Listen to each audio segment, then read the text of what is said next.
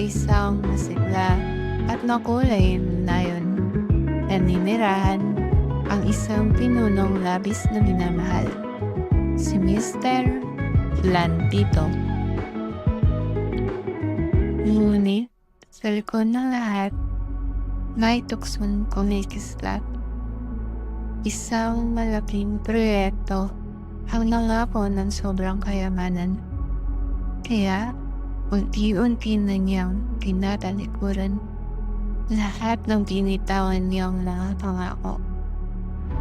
Nakalat ang usapin tungkol sa iligal na pagtutroso at peke ng mga proyekto.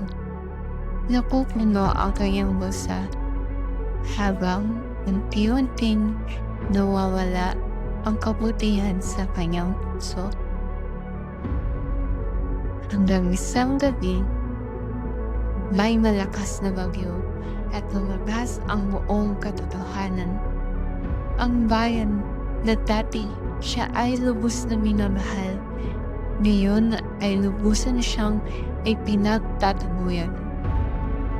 Bilang parusa sa kanyang mga kasalanan, si Mr. Plantito ay pinaalis at pinadala sa gitna ng isang lumang kagubatan na kung saan may naghihintay sa kanya na isang mahiwagang nilalang.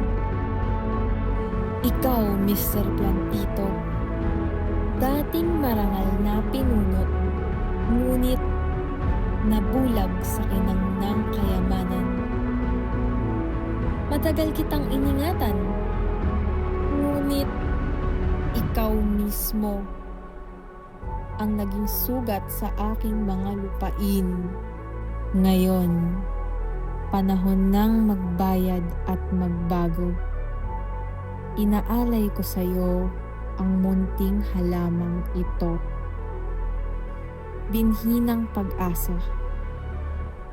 Alagaan mo ito, paluguin mo ito, sapagkat dito magsisimula ang pagbuhay sa mga punong winasak mo.